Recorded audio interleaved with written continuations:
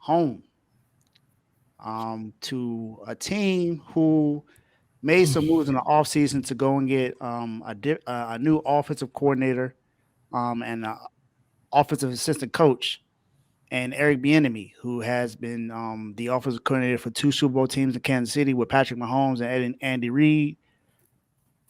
Makes a lot of moves. Washington, Ron Rivera has made some questionable decisions last season, not even knowing that losing the game to the Browns cost them the playoffs. And then this trade deadline, what you do is you trade away two of your best defensive linemen away. Montez Sweat goes to Chicago, gets a big contract. Now he's pretty much going to be there for the next 3-4 years. Chase Young gets traded to San Francisco.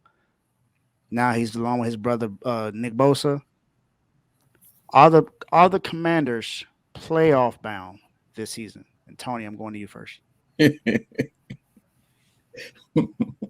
about to make me scream, my man, mimic my man real quick. Playoffs. Bing bang. Is there more?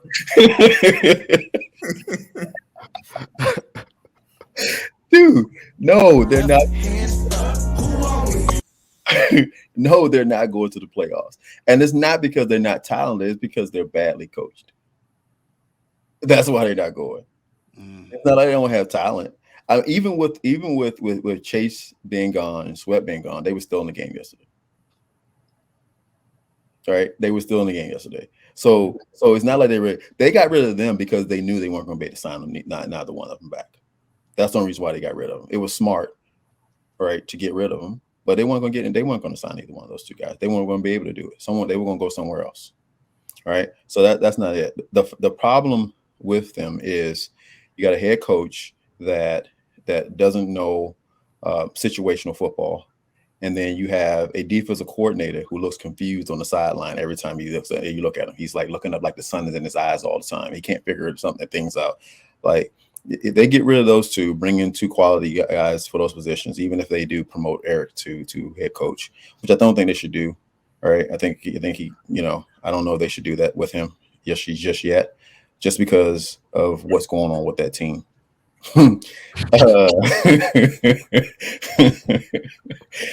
Just because of what they're doing with that team right there. But yeah, they just don't play. He's not really good. Like, Howe is an animal. I would say that about him. He is everything I thought he was going to be when he came out of North Carolina. Right? I didn't think he would be a tackling dummy like in practice or like that, right? Like, I didn't think that's what's going to happen to him. Right? But apparently, the offensive line think they're in practice, and the defense is supposed to tackle the dummy. But anyway, go ahead, Carl. Oh, all right. Well, my answer, flat out, no. I got the Commander schedule right here. So, if Tommy DeVito is the quarterback against the Giants, I will give them that win at home. Then, on a short week, they play the Cowboys in Dallas on Thanksgiving. I think I said in the chats before, I'm going to give the Commanders that win. I changed my mind. I'm going to give that to the Cowboys. Miami, me and Mark have a bet on that, so I'm going with Miami. I was going with Miami regardless. The Rams, that depends. It depends on if Matt and Cup and Nakua and that whole core is there, Kyron Williams. I'm going to give that a toss-up because Matty has been susceptible to throwing some picks. Mm-hmm. They're in LA. Toss-ups I normally give to the home team, so I'll give it to them. The Jets has made almost every quarterback look not. What's the longest yard? He made not so fast people look not fast. Well, the Jets make not so good quarterbacks look not good. So that's true. That's true. I think the Jets could get to Sam Howell, and I'm gonna get that to the Jets strictly defensively. Like you said, Zach Del Rio hasn't been doing enough defensively, so maybe Zach Wilson can actually have a game. Then after the Jets, 49ers. Am I really giving them the 49ers? No. And then Dallas at home to finish. I'll give them that. At home conference, divisional rival game. I'll give them that. But that's not enough to make the playoffs. The Vikings, like I said in one of these shows with Josh Dobbs, they've been winning their winnable games. The Vikings are in contention for one spot. The Seahawks are going to get one spot. The Cowboys are going to get one spot. and it looks like the Vikings might snatch up the last one. So it's just not going to be room for the Commanders. So I don't think they make the playoffs. And yeah, I'm kicking to you, Dave. Yeah, we all in unison. I don't see the Commanders making the playoffs. I'm sorry. Um, like Tony said, Sam Howell has played well this season. Now I don't think many people expected him to play well. I did. Not And me. that's just total honesty. I don't think many people thought Sam Howell would be playing this well. Um, I said many. You're not many. You're one. Yeah, because I'm about to say I'm on the opposite because I not me. Yeah, I'm total opposite as well because I didn't see this coming out of University of North Carolina. I didn't see this. I'll say this. I saw it the year before he came out with Josh Downs, with That's what I'm Diamond saying. Brown, with all them guys, with But not his last season. Michael Williams, Javonte Williams, excuse me, Michael Carter, all them guys. But then when he lost all them guys, he just had Josh Downs, and I think he had Ty Chandler, and it just didn't look the same.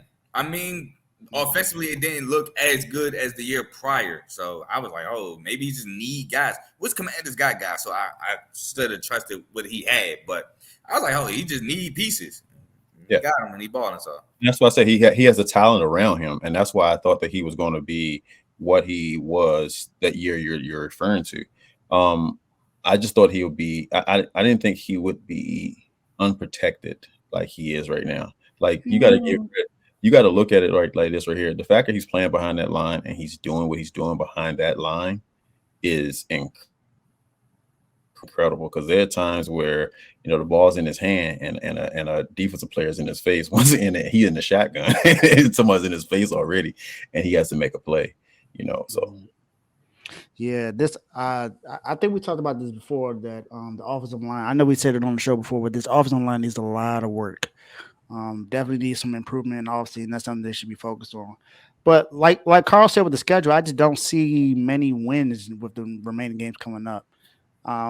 Just like he said, Giants, if more than likely if Tommy DeVito is going to be starting, because I believe that I don't know what's the status of Tyrod Taylor right now. I know he is out of the hospital, but I'm not sure what his status is for next week. But Daniel Jones is out for the rest of the season. He has a torn ACL or is it torn Achilles, one or two, but he's out. He's not coming back this season. I mean, you still got Saquon Barkley, but this team hasn't really been much of anything without Tyrod Taylor really being the quarterback.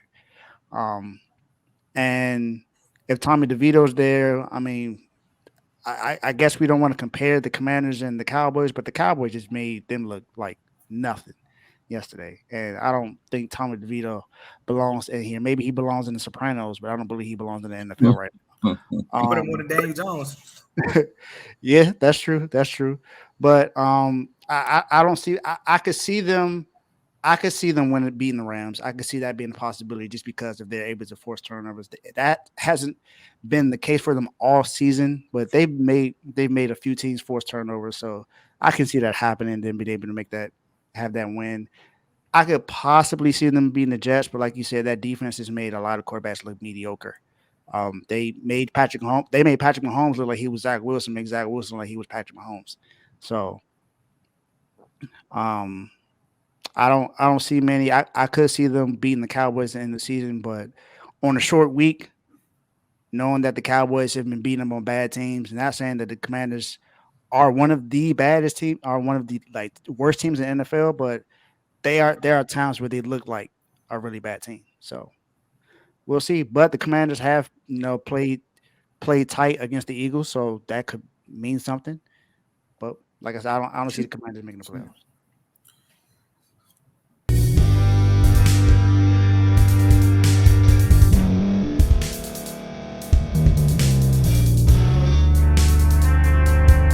Thank you for staying to the end. If you're watching this on YouTube, please like this video, subscribe, and also hit that notification button so you can be notified next time we put out a video. If you're listening on any podcast platform, subscribe and hit that notification button, y'all, so you can be notified we put out another podcast audio. And last but not least, hit that share button. No matter what you're listening to or watching it, hit that share button and send it to somebody that you know that would love to watch this episode you just listened to. So once again, thank you for staying to the end, and we'll see y'all in the next episode.